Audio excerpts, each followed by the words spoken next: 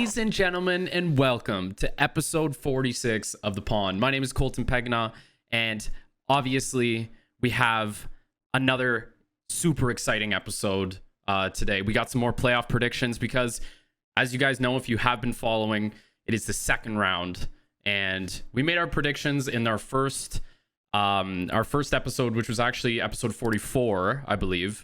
And you know, we got a lot of us taking some L's and a lot of us taking some W's, including the Edmonton Oilers. Big L there, but we'll dive more into it later. I want to start off by asking both of you guys about this little situation I had at work today. So Mike, Curtis, this morning was a little bit of a rough go at work. All right, so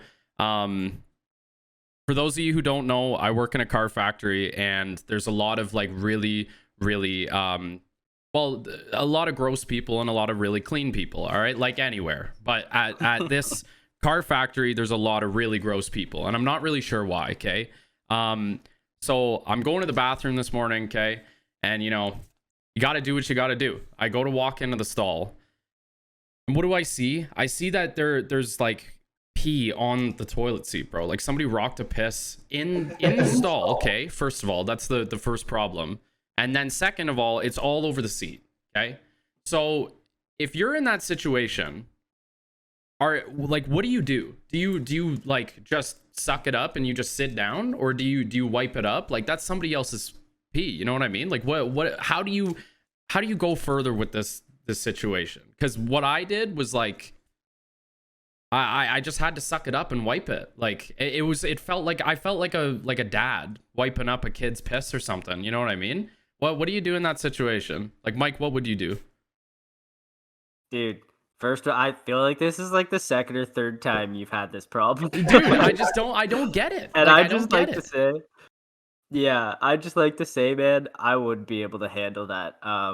As someone that, I mean, obviously, I've never worked in in a factory environment, dude. But showing up to work hungover, if you ever need to, do a little business on the side, I can't even begin to imagine. So, super glad I don't have to deal with that. But honestly, dude, I don't even know what to say. Like what Kurt, can I know, you do? like just. Yeah, I don't know. Curtis is a plumber, so he kind of deals with most of that literally shit anyways. But like Kurt, if you walked into a bathroom like that, what do you do? If I had to shit, I'd probably stand on the toilet or just upper decker the bowl, eh? like one of those squatting ones, just standing on the toilet. So yeah, I don't know. It's just one of these situations that I've walked into so many times now, and it's like you'd think that there was like toddlers working at this factory, but no, they're actual adults that are doing this. So I don't know. Dude, people got to figure this shit out. It reminds me of like in middle school or like elementary school. I don't really know what the difference is.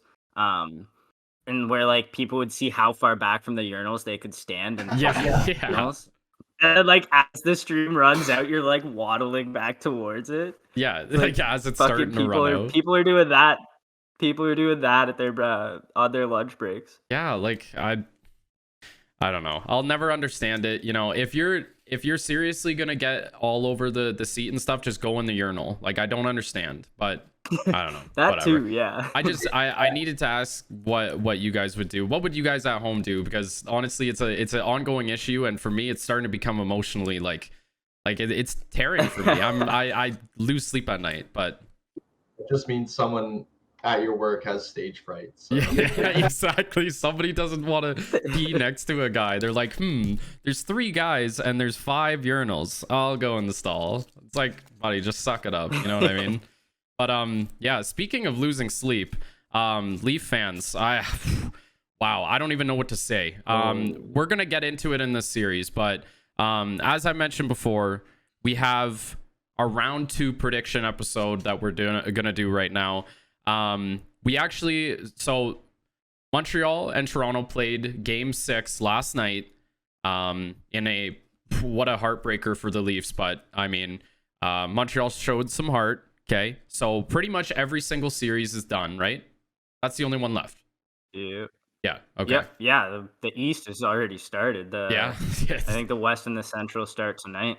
Yeah. Remember in the first episode when we said we didn't know what was going to happen if one led into another one? Well, they just said fuck it and they started. Now we So, it's like the NBA, dude. yeah, they don't care. Like, but yeah, so we have a couple of a couple of series that are about to start today. Yeah, Yep. we have Colorado Vegas tonight. Is there any other ones that are starting tonight? Yeah, Tampa, Carolina starts, I think, Ooh. 5 p.m. Eastern today. Jeez. Banger right there. That's gonna be a good one. But dude, we got to run through. Oh yeah, we got to run through our predictions from the round one though, because Colton, you're on point with this, buddy. Yeah, buddy. You absolutely ripped it for the first round, and I'm fired up on it. I'm taking your picks and putting some money down on them this time around. Yeah, seriously. But I can't believe I hit it that good, to be honest. Yeah. So you had Winnipeg. You picked 4-3, so you got the series. You didn't get the score right. Yeah. You had Carolina 4-1. Got the series. Didn't quite get the score. Tampa Bay 4-3. Got the series, not the score. You got Boston 4-1, which I think raised both me and Curtis's eyebrows when you picked that, but nailed that one. You had the Islanders 4-2.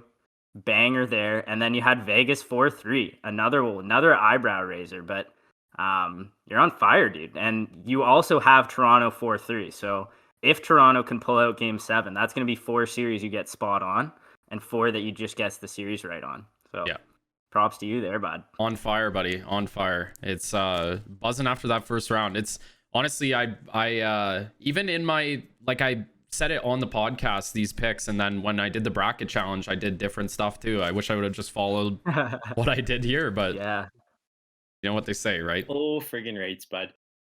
Oh yeah, bud. And Kurt, you didn't do too bad either. You got the Tampa Bay series spot on and the Carolina series spot on. You had Winnipeg as well, but you had 4-3. So you got that series right, and you got Colorado right. You got Vegas right, but wrong scores for those. You and I both missed. We both took Pittsburgh in 7. You had Washington actually winning, so that's an L there.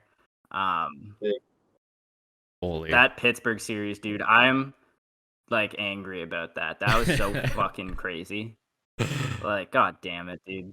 Yeah. Jeff Carter, he was performing too. Like it looked like if they could win that one, maybe they go on a bit further because their acquisitions were playing pretty well through that series, but their goaltending, man, was just brutal. Yeah. I think I texted you guys at one point. I was saying, like, man, like when we play pond or like road hockey and you don't have a goalie, so you just stack the pads up and like hang a stick in the net. Literally felt like that would make more saves than Jerry was making in that game 6. I turned it on. It was 3-2 Pittsburgh. Literally, like in the time it took me to go get a beer, it was 5-3 New York. And I don't think Jerry had made a single save in that time period.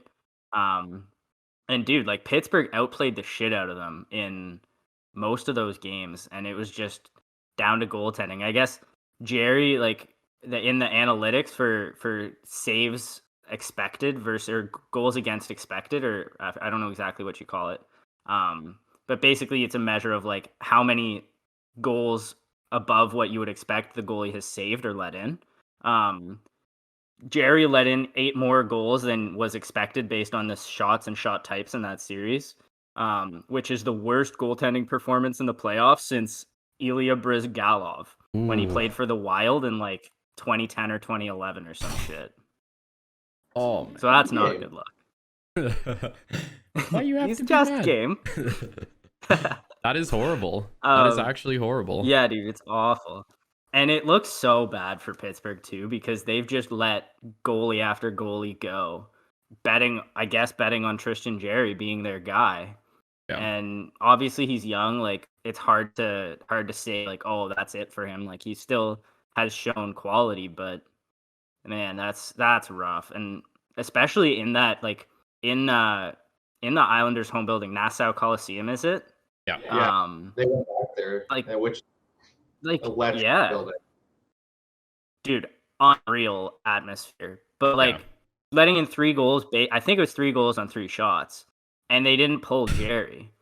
And it's like DeSmith is injured, so I guess it was like Legacy or something is the backup now.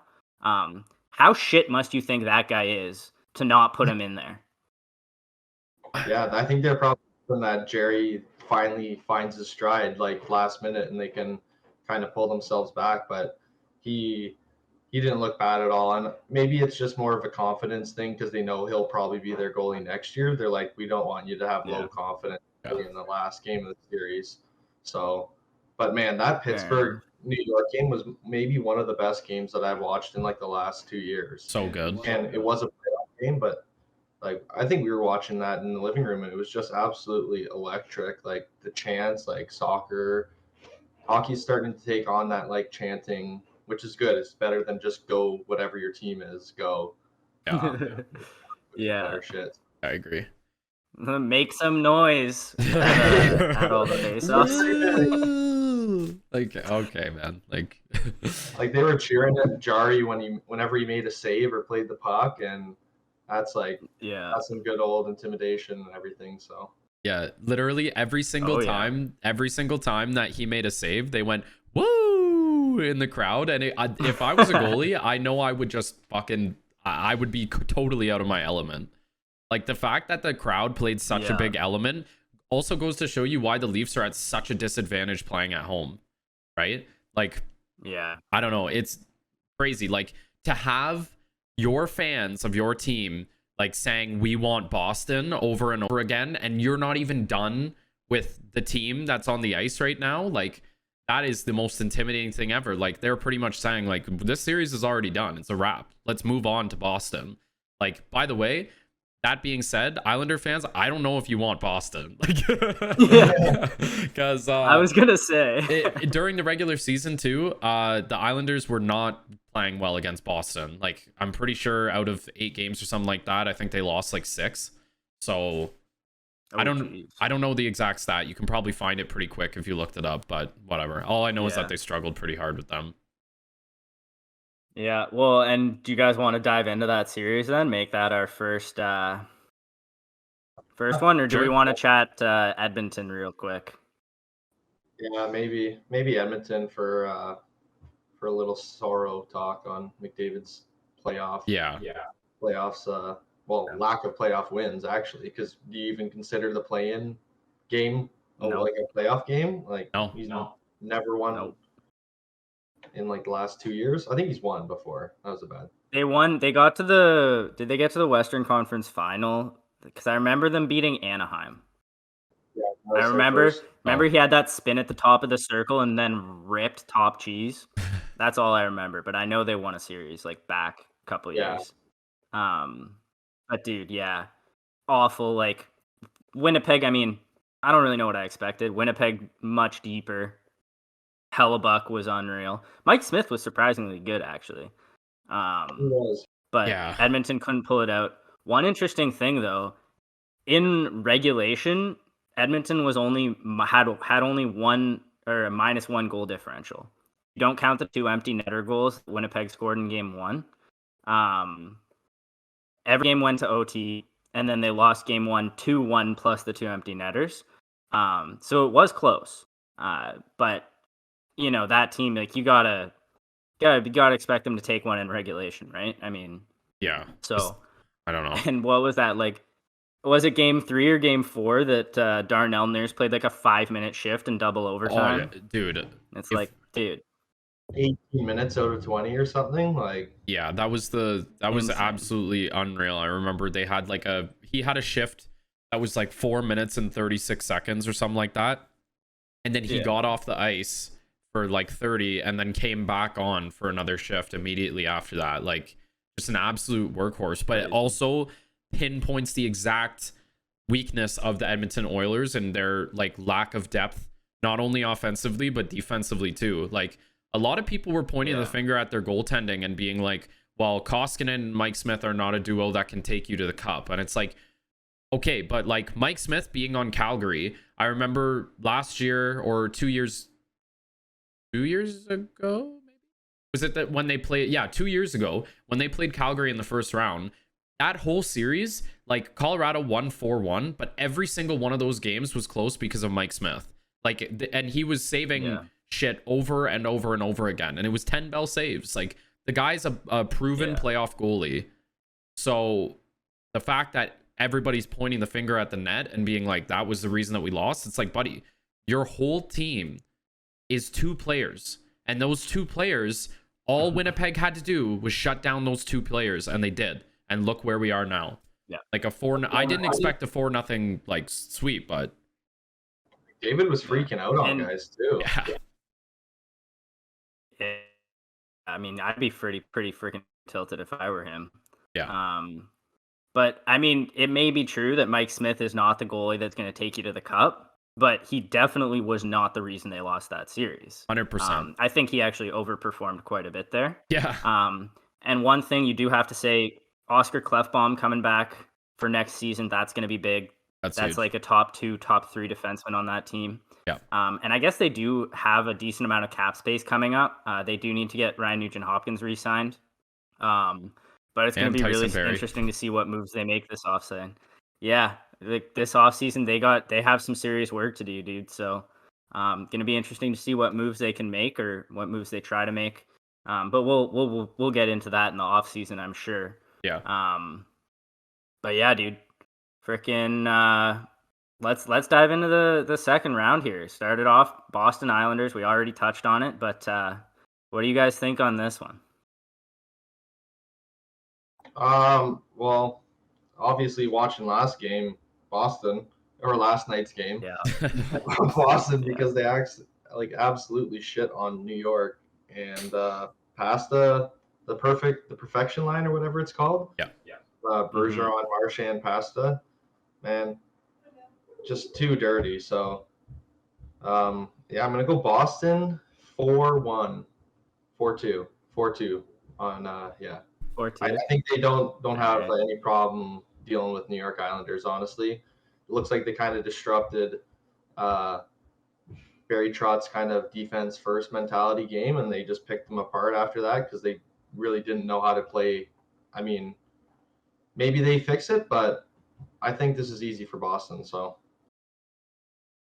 yeah. What about you, Colton? This is a tough series just because, like, the one thing that I always, like, my number one rule when it comes to watching, like, Eastern Conference playoff hockey, especially when you get down to not, like, the Frozen Four, but, like, you know, you get to the second round, is if the Islanders are in the second round, it usually means that they're going to go deep. And I know that sounds really stupid, but every single time that I've seen the Islanders get this far, they've just gone further. So for me to go against that would just be against what I actually think is going to happen.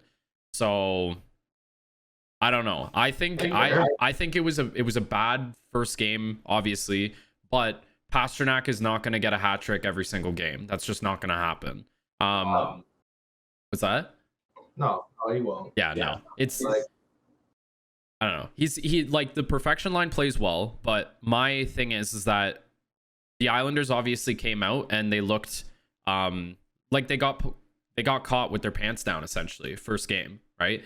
And it happens because sometimes when you come in thinking like you're way overconfident in your play and you go up against a team that it was supposed to not really be all that good, sometimes you let your guard down and that first game can really bite you in the ass. So sucks that it had to go down like that, but I do think the Islanders are gonna like win this series eventually. I think it's gonna go 6 games, but yeah, it's gonna be a Islanders 4-2. Yeah. I think it could definitely go that way too. Like, I think it's gonna be a lot of OTs when it comes down to it. Yeah. I also think a big reason I think a big reason why they lost last night too was that their goaltending was a little shaky. Like, the goals were good, but there were a couple, right? Yeah.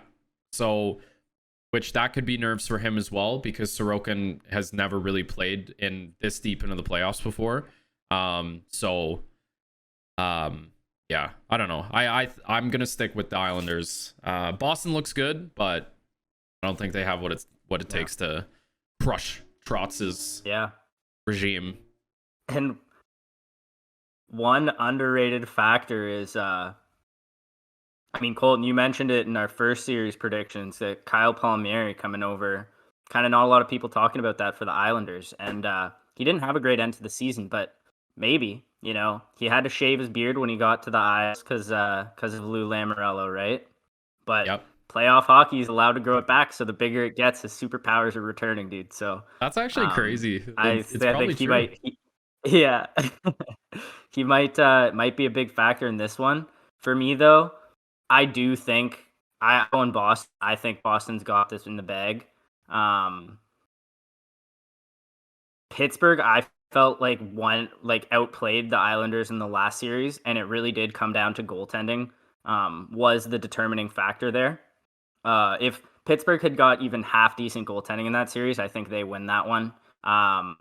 Maybe in 6 games instead of losing in 6. So, and Boston are they're gonna get decent goaltending from Rask. It's gonna be better than Jerry did at the very least. So, I think Boston, offensively, they've got a similar firepower to Pittsburgh, like that perfection line. You got Krejci and Hall on the second line that they've been popping off in the playoffs as well. So, I just feel like in terms of the kind of way the game is going to be played out, Boston is going to dominate the Islanders in the same way that Pittsburgh dominated them. And the Islanders won't be able to get an advantage from Tuukka Rask throwing a fucking suey pass up the middle of the ice in overtime to give them a win. So I'm going Boston here. I'm going to go Boston probably 4-2 because I do think the Islanders are good and they'll take a couple here, but I don't think I really don't think that the Islanders can win this series. I think Boston, I was a little bit skeptical of them coming into the playoffs, but they're looking good right now, and I wasn't all that impressed by the Islanders against Pittsburgh. I thought it really did come down to goaltending, and maybe Tuukka Rask isn't going to out-duel Sorokin or Varlamov, but he's going to make it close enough that Boston as a team is just going to be able to outplay the Islanders here.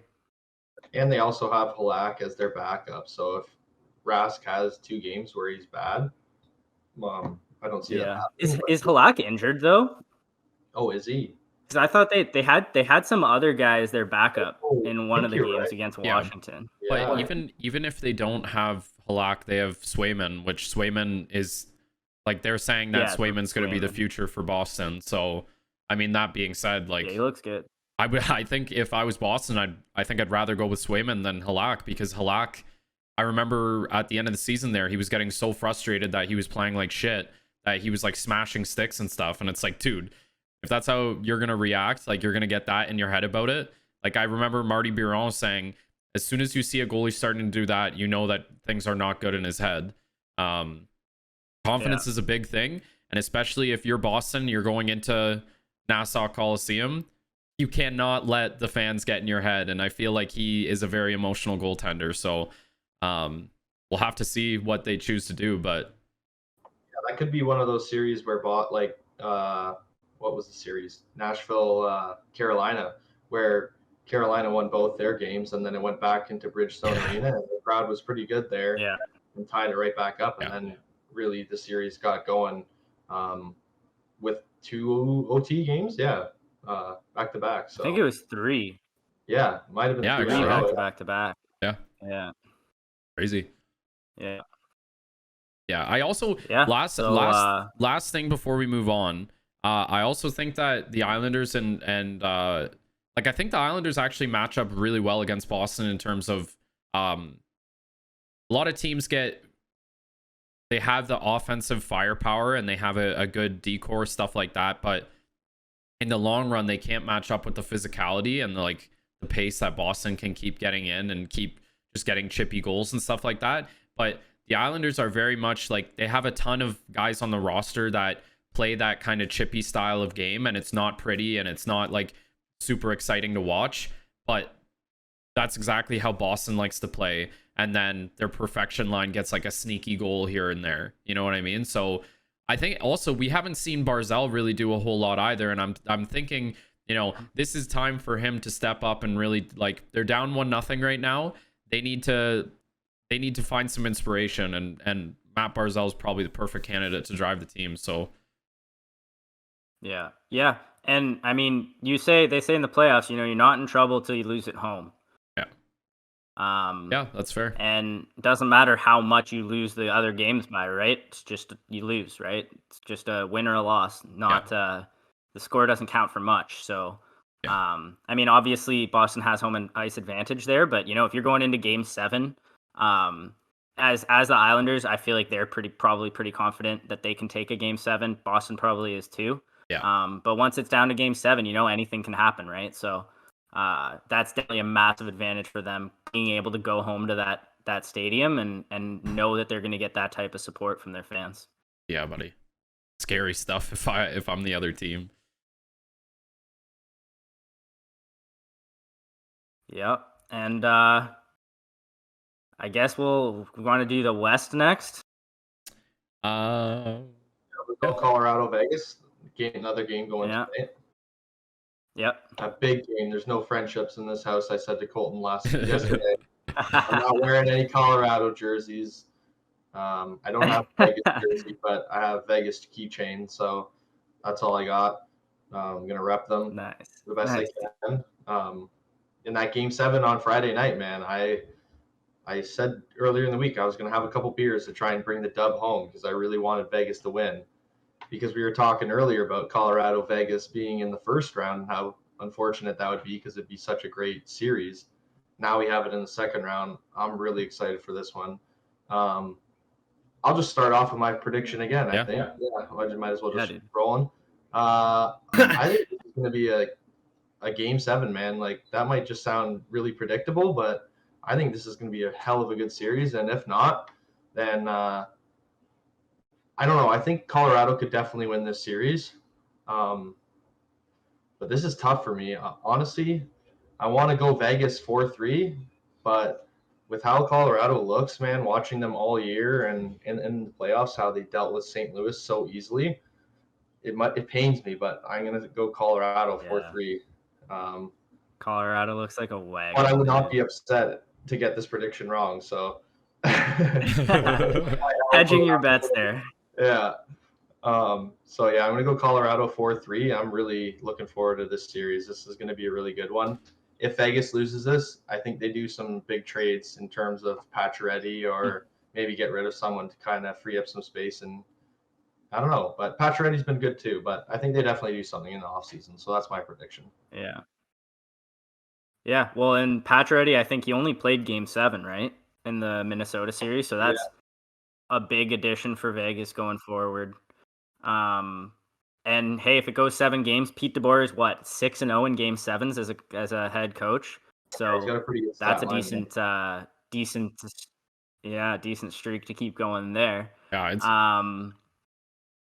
For me, like, I was shocked that Vegas got taken to 7 by Minnesota. I thought they'd probably clean it up in 5 or 6. I think I predicted them sweeping, but that was obviously a little bit ambitious. And for me, like, looking at the two series, it feels to me like Colorado, of all the series, Colorado looks like they're on another level. And it's hard to say. Maybe that's down to the Blues kind of sucking a little ass. You never really know until they play the next series. But I feel like Colorado's got the edge here. The one thing, though, that makes me a little bit hesitant is historically, like, I mean, year after year, you see teams that go 7 games against the team that just swept in the previous round. And the team that goes 7 oftentimes has the advantage going in, whether they're just buzzing, they're on a roll, or whatever it is.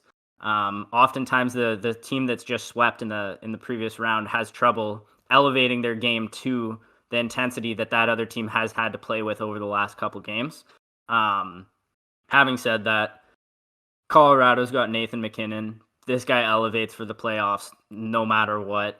He's an absolute monster, and they know what it takes. I mean, they've been there last year. Really, probably should have been in the finals if they'd had an NHL goaltender playing the last couple games against Dallas there. Yeah. So I gotta go Colorado here.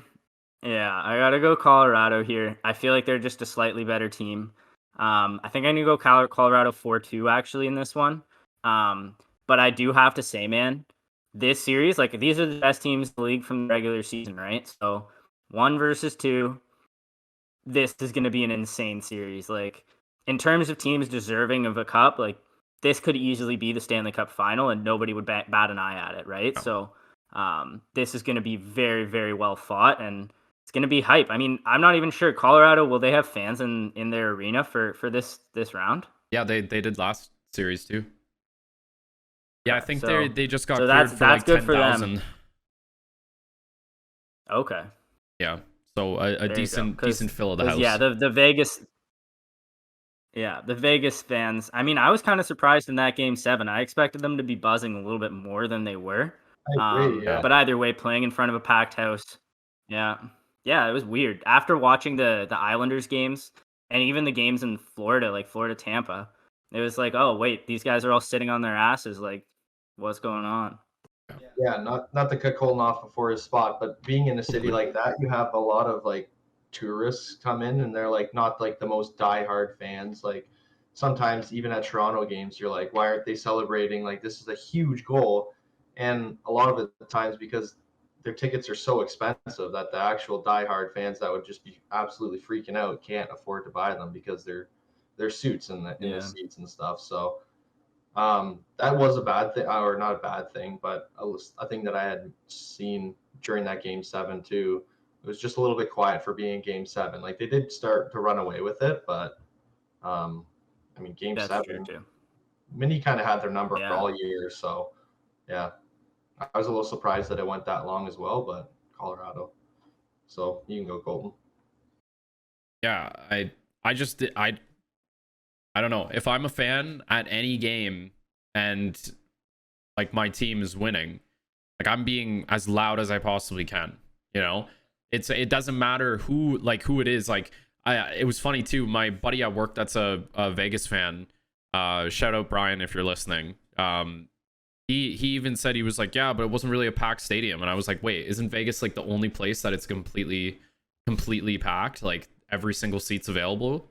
Or yeah, it occurs to me that it's possible because they rely on like people coming in, and so like if it's like their one NHL game that they're gonna go to, and it's just people in Vegas like to be in Vegas, and they get to go to an NHL game, then those people are probably buzzing, right? Because they're like, oh, like new experience. We've been in Vegas for a couple of days. We're boozing, like we're having a good time, like kind of a party atmosphere. But it's possible not that many people are actually going to Vegas right now. I have no idea. Yeah, I don't know.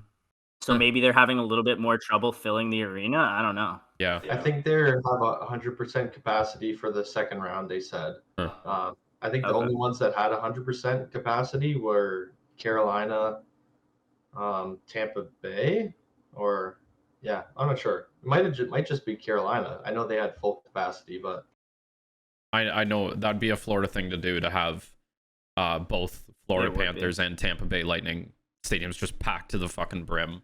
Yeah. But yeah, this series is going to be a really, really good one. This is something that actually I think fans have been asking for since the beginning of last year, actually, because they wanted Colorado to go on instead of stupid ass fucking Dallas Stars, who literally aren't even in the playoffs this year. So so much for that, right? But yeah, I mean, so this is going to be potentially 7 games in a row of like you said, Mike, before, like a Stanley Cup play, or as like a Stanley Cup final type matchup. It just sucks that they're in the same division. Both of these teams are absolutely insane, and I guess the only thing I would say if Colorado's going to have some trouble with is if Vegas is fully healthy, because I know in the first round against Mini they had a few guys out, and we even saw with Pacioretty coming back in, it was either game 6 or game 7. I think 7. Yeah, game 7. Came back and scored immediately and made an impact. So that's the type of offensive push that they need. The thing that, and this isn't me being a homer either, like Vegas has just offensively has struggled big time in certain games, and it's not necessarily like they're lacking firepower up front or on the back end.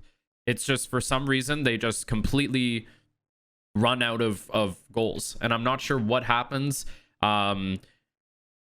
But we saw it in Minnesota, like when it rained, it poured, but also when they couldn't get anything going, they got shut out. So it's a little strange to find a consistency. And when you're trying to do that in the playoffs and you're trying do that against like top tier teams like Colorado and Minnesota, can't believe I just said that, Minnesota. Fuck. When you're trying to do that in the playoffs, the postseason, that's not a good. Like, you don't want to have that happen.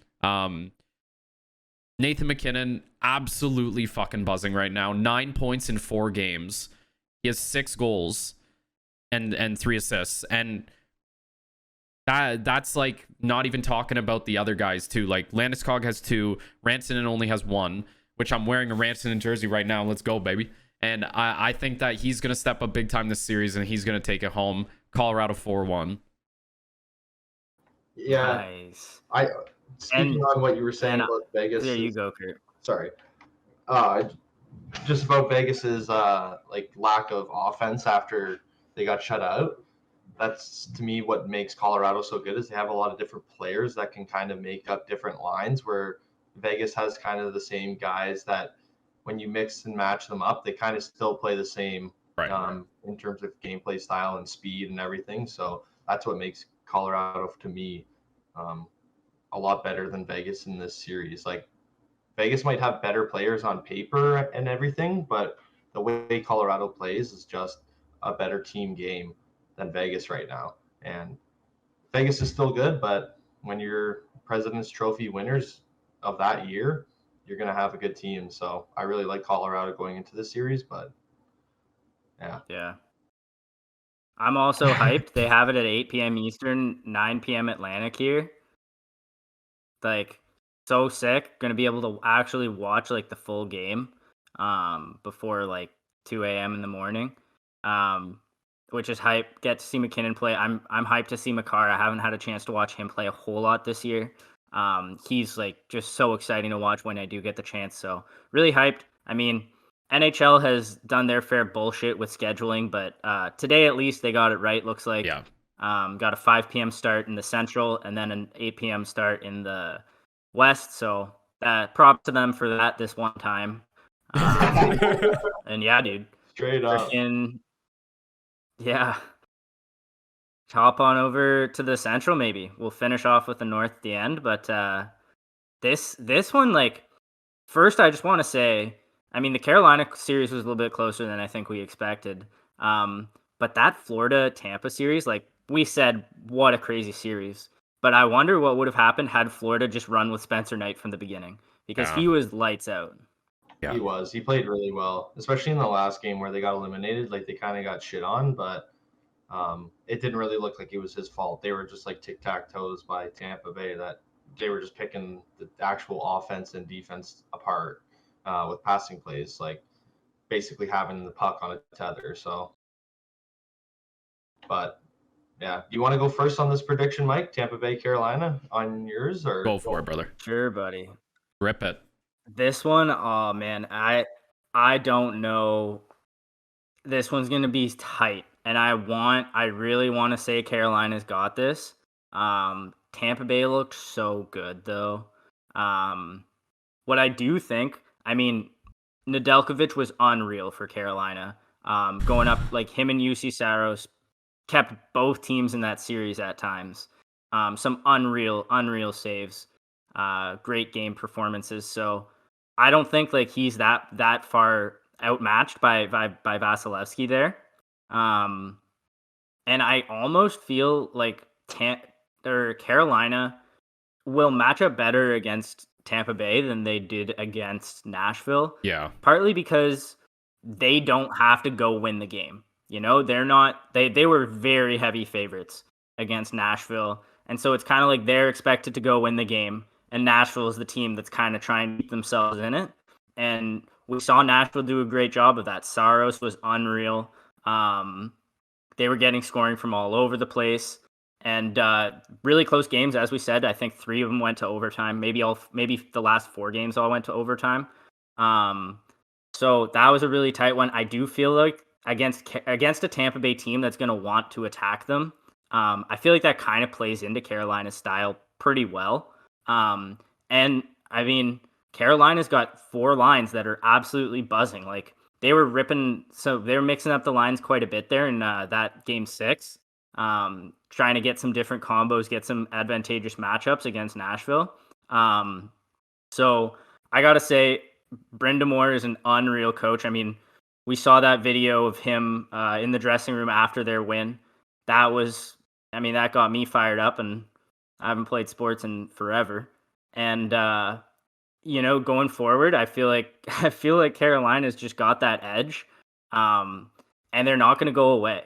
I feel like they're gonna have to keep Tampa at bay though. Their penalty kill was great in that series against Nashville. That's going to be put to the test against Tampa Bay. Tampa Bay's power play is just silly with Kucherov back now especially. So that's something to look out for. But at the end of the day, I really want to go with Carolina, but I feel like Tampa Bay's just got that little bit extra. So I think I'm going to go... fuck. I'm going Carolina in 7. Yeah. Carolina in 7. I think they're getting contributions from all over the place. I feel like Aho and Svechnikov have been doing well, but they can still get to another level. They're going to need to in this series. And yeah, the other thing I think is that Florida kind of tried to beat Tampa at Tampa Bay's style. Like they try to play into Tampa Bay the way Tampa Bay wants to play and just do it better. Yeah. That's not going to happen against Tampa Bay. I think Carolina has a completely different approach to it, and they're going to kind of play the way they want to play and match that up against Tampa Bay. So Tampa Bay maybe will be a little bit less comfortable in the pace of play and how the games go, hopefully. And got to give a shout out to Steve. I'm expecting a goal from him in this series. Calling it now. Oh yeah, he's gonna step up big time for sure. And that line's been unreal, dude. He's been buzzing. Oh yeah, and we were saying this last night. Like Steve, when he plays, he has just every single move that he makes on the ice is so calculated, and it's like I so far have not, like every game that I've watched him play, have not seen him personally make a mistake that has led to like an offensive scoring chance for the other team. Yeah, he's playing really, really smart hockey right now, which is exactly what Carolina needs from their 4th line. So that's big. So for my predictions, I'm with you on this one. I think Carolina is going to take it, and the reason why is because the season series between these two teams has been probably the closest out of any any matchup from other teams in the league. Both of them went 4-3-1 against each other in the the regular season. So that being said, this is anybody's game, but Carolina, every single time that they played Tampa, was always like, it looked like Tampa didn't play down to their level, but they almost, like, Carolina made them play a slower game and not play where, you know, we see those tic-tac-toe passes where it's like 6 passes in the back of the net and teams feel helpless. You know what I mean? With Florida, they're still very, very young in their their window is barely even open right now in terms of being able to win or go for a run, right? And you saw that because there were so many weaknesses throughout their lineup, and Tampa Bay exposed them big time. Tampa Bay has been doing this for the last 3-4 years, where they have been like deep into the playoffs and know how to play this style of hockey, where Florida last year looked like they were, you know, not even close to being where they are now. So Florida looked good on paper, and to be honest, that Sam Bennett trade, I know I said it before of how much I liked it, but holy did that ever work out for them. He got suspended that one game, which I felt really, really hurt them. But besides that series, Carolina plays a really, really good style of hockey when it comes to like matching up against Tampa under Rod Brind'Amour's like system. And yeah, the big boys haven't even stepped up for Carolina yet. And especially against Tampa, the top scorer for Carolina is Martin Necas.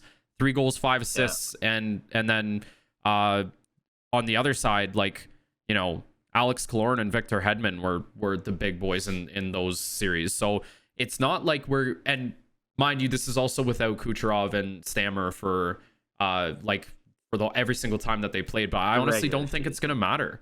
Like, I don't think it's gonna matter. I think I have to pick the same as you, Mike. I'm gonna go Carolina 4-3. Like, I just think this is gonna go 7 games. Feel like,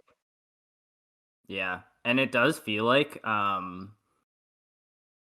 thinking back to that Columbus series, Columbus swept Tampa, that Carolina might be able to do something similar in terms of the style of play and how they match up stylistically. Yeah. Except Carolina has exponentially more skill, more talent than that Columbus team did.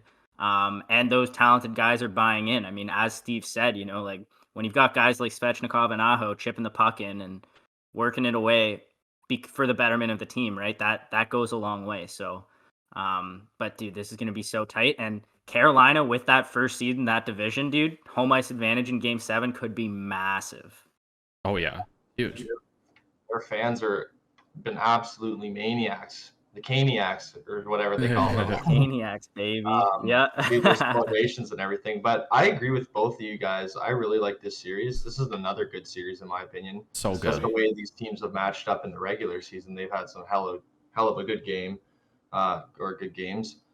But the stats for this, like the tail of the tape on the NHL thing, which I think Colton was probably looking at too, it's just super close in all of these games. They're pretty much tied on, like, exactly stat for stat on all these categories. And the way that we were talking about this the other day, the way Carolina has so many young guys, like this is their first like good run. They had a couple good runs last year and the year before that, I think.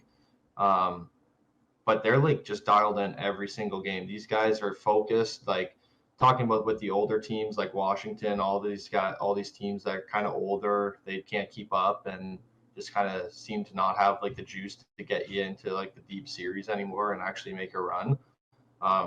Someone that I've really liked in the last series, man, and throughout the year is Jordan Stahl, just elevating this game like consistently and being kind of a player that's like been good, but kind of been under the radar for a long time, just because he hasn't been like the top numbers where you hear him in the highlights and everything all the time, but it's coming in big for the boys here. And I really like Carolina going into this. Like if Nedeljkovic can keep playing really well and, you know, put up a fight against Vasilevsky and kind of just rattle or stymie Tampa's game and slow it down and don't let them get these offensive opportunities. I like what Carolina can do. I'm going to go Carolina 4-3 as well. So nice. I really like this. This is going to be a good series, and hopefully Carolina can come out with the dub, because I think if they do, they can have a real nice shot against the next team in this division, and maybe you see them go back to the Stanley Cup final, which would be absolutely electric. That'd be sick. And yeah, that'd be dope. Yeah. It feels like they match up better against the top teams. Almost. Yeah. Oh, they play up to them. This will be a great barometer. Yeah. And like Kurt was saying before, looking at the stats, like Tampa's power play has notoriously been really, really effective against any team. It doesn't matter what the team is. But they went against Carolina in the regular season. They went 3 for 22 on the power play, which was 14%. And then Carolina on the power play went 4 for 28, which is also 14%. So special teams not necessarily working for either team when they play each other. And that might change with Kucherov and Stamkos being back. But to be honest, I don't think it changes too much in the way that Carolina still has been killing penalties, because they have so many guys that are willing to just put everything on the line and, like, you know, eat pucks for breakfast. Like, I don't know. It's hard to. And also, the one last thing I wanted to say, because it it was a scumbag move at the end of the season to let Stammer and Kucherov come back. And they essentially got away with it because of a hole in the rules, which is fine. That's not on Tampa. That's on the league, right? But does it, like, to me, it kind of seems like Tampa is like a supervillain right now. Like, nobody is gonna. They are the Thanos of the league, and it's like, who is going to be the team that finally takes them down? You know, because think about it. If Tampa moves on and they go, I don't know how the seeding works, but can you imagine if they play Boston? You're having like the team that I for some reason don't really like right now, which is Tampa, versus the team that nobody likes in Boston. It's like, who do you want to win? I don't want any of them to win. I just want them to leave, you know? Like, I don't know. But it just seems, I don't know about you guys, and I but think Tampa's just kind of villains right now. I think you make a good point.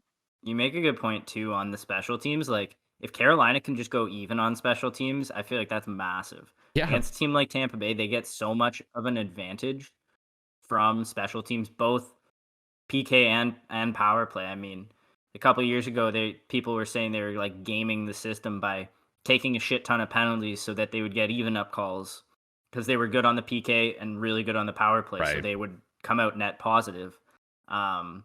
So if Carolina can keep that even 5-on-5, I feel like they might have the slight edge. So hype for this series though. It's gonna be a fun watch. Yep. Shout out Stevie. Oh yeah, baby. And this series, guess we gotta rip the North too, boys. And first, I mean, we already talked Edmonton, Winnipeg, but let's talk a little bit Toronto, Montreal before we get into the predictions for the second round, because we do only have one team qualified as of yet. Game 7 tomorrow night in Toronto, I believe. But I don't know how much of this series you guys had a chance to watch. I think I've seen every game so far. But it's been a weird one, dude. So, what are your guys' thoughts? Who do you think takes Game 7? Man, this has gotten a hell of a lot more interesting since last week in terms of our predictions and everything. Because of course, the one time I jump on the Leafs bandwagon and try and just go for the local team and support my friends and everything because it's their team. And last year was pretty electric when they came back in that game against Columbus and tied it up late, but still couldn't win. I thought this was going to be easy for Toronto, man. I honestly did. And then Carey Price showed up, and probably because we jumped off and started shitting on Carey Price's game and everything. Of course, the playoffs come, and Carey Price just goes on to another level. He's robbed Jason Spezza twice with some unreal paddle saves, making him look like a friggin' beer league player right now. But I don't know, man. Like, this is going to get really interesting. There's going to be Montreal coming at Toronto. Even though it's at Toronto home, there's no fans. So I think it's just pretty even playing field right now. And if Montreal has goaltending from Price, like they did the last two games, I think Montreal wins this. Like, does Toronto go back to Anderson? Because he's been on the bench the last couple of games. Jack Campbell's been in net. So I don't know. Jack Campbell has a better save percentage. Jack Campbell has a better save percentage than Price in this series. Does he actually? Wow. Yeah. But he's like, watching that goal last night, he was way out of position. Like, he almost thought that puck was Santa Colton, and we were talking about it. It almost looked like he had thought that puck was going wide of the net and didn't like kind of stretch out his arm because he was kind of off center to the right of the net. And if you're center, I'm sure you believe being in the net for how many games over your whole lifetime, you probably just instinct is like, oh, that's going wide. It's like a goalie in soccer not reacting because they're like, that's going left, and then all of a sudden it curls in. So I don't know. This is going to be one hell of a series now. Like Game 7, if fans were in the building, it'd be an absolute banger of a game. Yeah. But honestly, because it's Toronto, I'm going to go with Montreal. Fair enough, dude. I would be surprised if Toronto lost this, though. Like, I'm going to choose Montreal, but I'd be surprised if they lost because that would just add and put further seed doubt into every fan's mind. and and in probably the players' minds too of what they can do in the playoffs. Because some people would say this isn't a playoff; it wouldn't count if they won it. But if they lose this to Montreal, a first and last seed, maybe Montreal's a wagon. Yeah. Well, okay. I'm not saying this either because I like I've so far been right with the prediction on this of it going to 7 games. But last year, okay, we saw Montreal upset Pittsburgh big time. Big time. And it was like people were like putting a shit ton of money on Pittsburgh to win, easy series, lock, you know. Montreal is not even close to the same team that they were last year in the bubble. They have so many new players that are actually going to make an impact, right?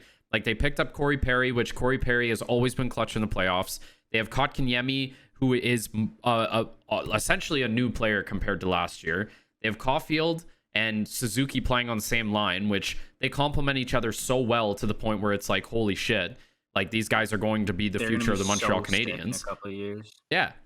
And then you also have Josh Anderson, who people were like, oh, that's going to be a bad pickup. Like, why did they do that? And it's like, oh, okay, because he didn't just score 30 goals for the last 4 seasons. You know what I mean? Like, people are just so stupid. And then too. I also want to say, whoever made, like, did we figure out who made the fucking decision to have Kotkaniemi and Caulfield sit game 1 and 2 of this series? Because that is by far the stupidest thing I've heard in my entire life. Like, they should actually be fired. And I doubt Dominic Ducharme is going to have a job after this season. But it pisses me off so bad because Caulfield and Kotkaniemi have been major difference makers in this series so far. Like, Kotkaniemi scoring last night, that was a massive goal. It obviously was a misplay by Campbell, but it was a great shot. Like, he did go, like, left, like, top cheesy. And then Caulfield and Suzuki, when they did that little tic-tac-toe suicide pass, like, buddy, it's I don't know. They have been difference makers, and that shit pisses me off seeing that they even decided, oh yeah, we're gonna start, they need to watch a little bit. Like, okay, yeah, sure. Like, now the guy's probably like telling everybody, well, like, yeah, I told you, see, they watched and now look what they're doing. It's like, no, man, that they were gonna do that the whole time. And then Carey Price, I said it in the playoff predictions of the first round. Carey Price just has another level in the playoffs, and that save on Jason Spezza that Kurt said before was absolutely nasty. It was disgusting. Oh my God. He literally had the blade of his stick down like this, and then the last minute when Spezza was about to shoot, flipped it up to block the shot, like to essentially cover more. It was like he was using the weight of the blade of his stick to get more leverage, and then flipped it at the last second to get across and then actually make the save. Like, fucked up. And that is the type of shit that you will not see from a goaltender like Jack Campbell or Freddie Anderson for that matter. So, I don't know. Do I think Toronto could choke tomorrow? 100%. Like 100%. Because there is so much pressure on them right now. Like, so much pressure to the point where you saw, I don't know if you saw this, Mike, but I know Curtis saw because he was watching right over my shoulder. Seeing Austin Matthews on the bench with his head this, and he's watching, and all of a sudden just went, fuck, and like put his head down because he was like, oh man. But I saw that, and I thought they felt like they were going to win that game. Oh, yeah. Like, they were absolutely buzzing in overtime. They outshot Montreal like 12-2 or in overtime or some shit. I feel like it was more like a fuck, we had that game rather than a, oh no, like here we go again. I think they're gonna come out flying in game 7. Oh yeah. Having said that, I've thought that like for most of this series, and it hasn't really happened. First thing I gotta say, I thought Carey Price, like, given how he's played the last couple of years, I thought last year in the playoffs was an outlier. I was clearly wrong. This guy shows up when it matters. He's been insane. But for me, I mean, yes, it's going to game 7. I think there's a lot that has gone wrong that isn't really in Toronto's control. I think game 1, because of the Tavares incident, is a little bit of a write-off. We already talked about that. But even that game-winning goal, the shorty by Paul Aaron, like, that's not something that happens every day. So that's a tough one to lose. The fucking pass across the blue line by Galchenyuk in Game 5, that's a tough one to lose, like 30 seconds into OT. Losing last night in OT after just destroying them in that overtime period, and losing 2 in OT after coming back from 3-0 down and then 2-0 down. I think this is the first time ever that a team has blown 2-goal leads in elimination games and still won in overtime. Yeah. Ever. Weird. So Montreal is playing with fire there.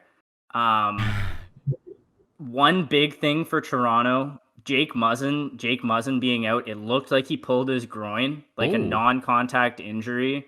You don't see that a lot in hockey anymore. But like you could see him, he got on the ice and had to skate back for a puck, and like you could tell he tweaked something, skated off, and he was like, "Yeah, no, I'm done." Wow. And that's not the sort of injury you can play injured on. That just takes time to heal, right? So Shout out Eric Carlson. That could be out for the playoffs for him. At the very least, he's not going to be playing Game 7 guaranteed. So they're going to be shortening the bench a little bit defensively. TJ Brody stepped up massively in Game 6 last night. Morgan Riley, I think, played like more than half of the third period, and then most of the overtime, what a little of it they played. So that they're going to be bringing in Dermott and Sandin for Game 7, I assume. And they're not going to be playing a ton, I would guess. But just some stats here. So Campbell is a .937 save percentage in this series. That's higher than that's higher than Carey Price. Leafs are out shooting the Canadiens 205 to 175. Leafs are outscoring them 17-11. And obviously the season series 7-2-1 for the Leafs, I believe. So obviously the season series, take it as you will. The playoffs is a different beast. I do still feel like Toronto's the better team. And man, I'm getting so much shit from my French Canadian family member that this is going 7 games. And I'm not even a Leafs fan, dude. I just predicted the Leafs to win this series. Like, god damn it. Yeah. But it's much closer than you might expect. I want the Leafs to win because it feels like the Canadiens just wouldn't have it if they were to get out of the North Division. And the Leafs do feel like the type of team that once they get up against more offensive-minded teams, maybe Winnipeg, maybe like a Tampa Bay, Colorado, I feel like they almost would have a better shot against those than a team like Montreal. But I mean, they got to get past this team first, and that's going to be a tight one. I do also want to say, Jason Spezza, man, is turning back the years. This guy, what an absolute legend, dude. This reminds me of like late 2000s Ottawa Senators Jason Spezza, bro. Like, I legitimately think if I'm the coach, I mean, obviously I've never coached or even played hockey, so at like a high level, so what do I know? But for me, dude, Jason Spezza should be your second line center. Put Marner on Jason Spezza's wing and pop Nylander up on the top line with Hyman and Matthews. Nylander's been buzzing. Spezza's been buzzing. Get those guys a lot of ice time and friggin' roll with it, dude. It's Game 7. Nothing to lose. I still think Toronto's the better team here. I feel like they've got the dub, but if you're going Game 7 against Carey Price, dude, you're rolling the dice.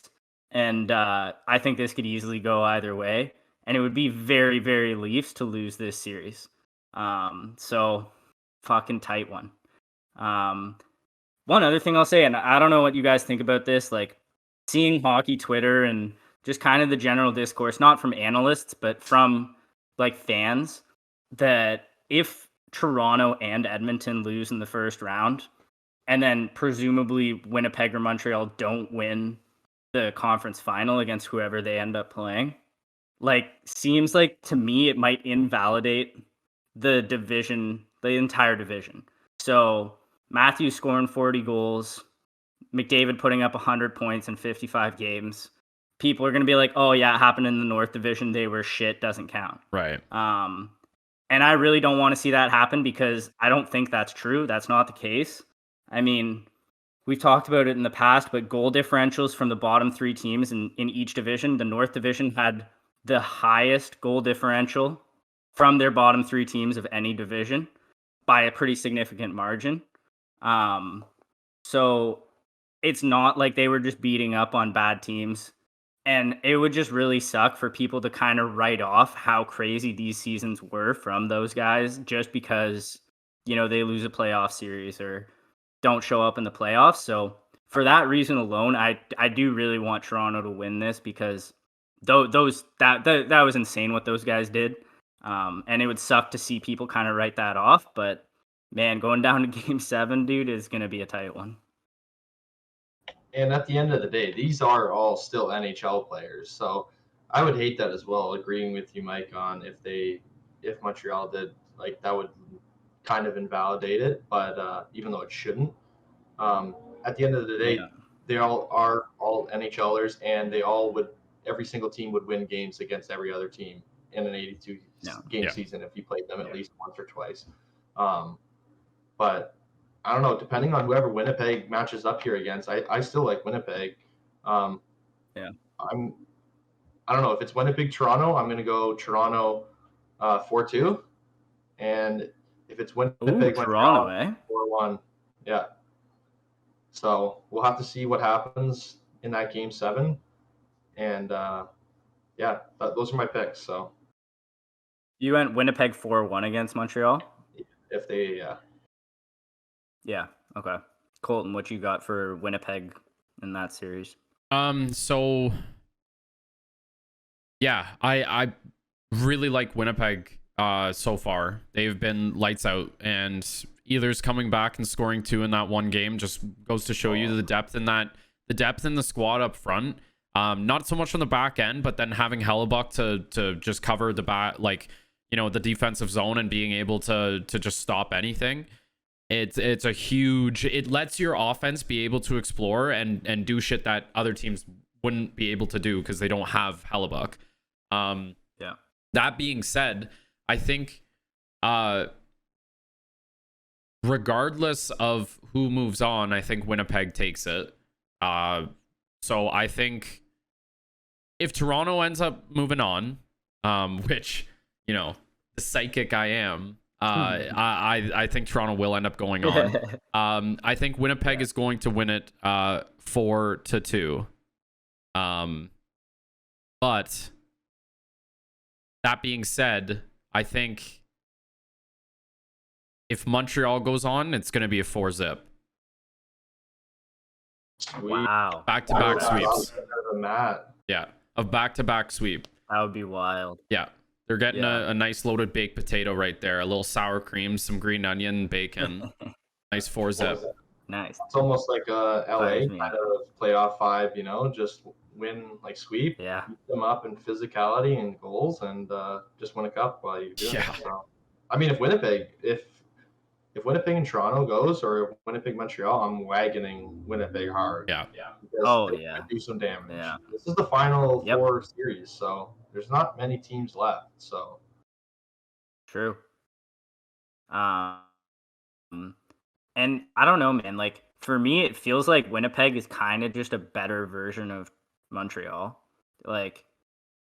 Carey Price, Connor Hellebuck, I feel like is pretty even.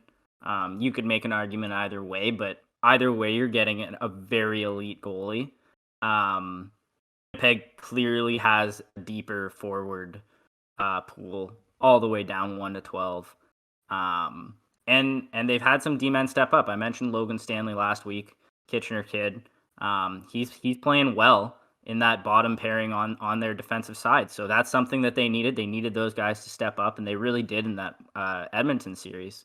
And no easy feat against those high-end Edmonton forwards, McDavid and Draisaitl. So Winnipeg looked great there. They were very impressive. I don't know why, but I do kind of feel like Toronto, for some reason, would beat Winnipeg. But the more I think about it, the less I can think of reasons to justify why they would. Yeah, that's fair. So I'm going to go, so I'm going to go, if Toronto wins tomorrow night, I'm going to go Winnipeg 4-1. And if Montreal wins, I'm gonna go Winnipeg 4-2. Okay, I like it. I like you guys picked Winnipeg because I can do that too. But yeah, the X factor there is like Tavares is skating. He could be back for the second round. Not game 1, but like maybe mid round. But for Toronto, goes back to the Jake Muzzin thing. Without him, your big like physical defenseman is Bogosian, and I don't know if that cuts it, especially against a Winnipeg team that is fast. They're physical like Montreal, but their forwards are the same, but more established in the league and higher end. I think it's fair to say. Yeah. So you really need someone like Muzzin in the lineup. Losing him, I mean, we saw them lose him against Columbus last year, I guess, and it was like night and day seeing them play with him and without him. So that's a super tough loss for him. Maybe he'll be back. I'm not optimistic about it, but against a Winnipeg team, I think that could be the biggest difference maker there. And as you said, guys, Winnipeg looked so good. So I think Winnipeg's got that. Whenever they had the puck in that last series, it looked like they were going to score. They were just flying around the ice while Edmonton was kind of just being their pylons. So I really do like Winnipeg. If they won that series against Toronto, I would not be upset at all. They have a nice team this year. Not to mention too. Oh, sorry, Mike. Go ahead. I was just going to say, dude, I don't know what the deal in Manitoba is, but if they can get fans back in that arena, that Winnipeg arena is insane, dude. So that would be so sick to see in the conference finals, but I don't know if it's going to be possible for them, but you can always hope, right? Yeah, we'll see, right? But the one thing that also I think that we haven't even talked about or touched on is the fact that Scheifele and Wheeler have stepped up big time offensively, or they did at least against Edmonton, which is something that they haven't necessarily, like Scheifele and Wheeler have not necessarily been the guys that they've been in the past where they've been carrying the offense. They've kind of handed that off to Kyle Connor and Ehlers a little bit. And now we're seeing them start to come back and put on more of a scoring role, which is, I mean, the more the merrier at this point, right? Like Toronto kind of had that issue where, you know, it was a good problem where a lot of people were scoring, and now it's just kind of the opposite where, you know, they had Austin Matthews go off and score every single game, like over and over again. But now, you know, nobody else is carrying the baton. Like nobody, like when Austin Matthews doesn't score, it's like who's the next guy up? And right now it's Spezza, which that is, love it. Yeah, like that's a feel good story, but is it something that I'm confident in? Not really, you know? Like you can't say on a nightly basis that Jason Spezza is going to pot you on. But would I be able to say that Kyle Connor is going to score on the power play almost every night for Winnipeg? Yeah, I could make that. I could put money on that, right? So, but we'll see. We don't even know what the matchups are going to be yet because there's still Game 7. So, no point in speculating as of right now. Yeah. But, yeah. But that's yeah. That does it. I do want to say, fucking Jason Spezza is so fun, dude. Like, I love the fact he's completely resurrected his after some real shit seasons in Dallas. It's fun to see someone that like was that good for so long, kind of finding his game again. And he's obviously still got that high-end skill and understanding of the game, but playing the game in a little bit different way. It really does feel like he could be a second or first line center again. And if the Leafs are able to keep him on a league minimum contract, dude, that I would argue that might be the best value contract in the league. So yeah, fun to watch. But Game 7, dude, that's gonna be a banger. Yeah. Oh yeah. And I mean, with that being said, that kind of wraps up our predictions, at least for the second round. We will be back next weekend to follow up on what has been going on, and who knows, some series might be done by then. and you know, some series may not even started yet, like the North one. So Yeah, who the fuck knows? yeah. But if you guys have made it this far, thank you very much for listening. We appreciate you a lot. Go follow us on our socials, on Twitter, on Insta. We got a YouTube channel up where you'll be seeing the video content of this episode. We're going to be posting clips and stuff there as well. So go check that out. The links to it will be in the description of the podcast if you want to go check those out. I'm just too tired to say the names anymore. I just can't do it. All right, my mind, it's a tax on my mind. So, but yeah, thank you very much. And yeah, from everybody at the pond here, we appreciate you and hope you guys enjoy the second round of the playoffs. And yeah, thanks everybody, and peace. What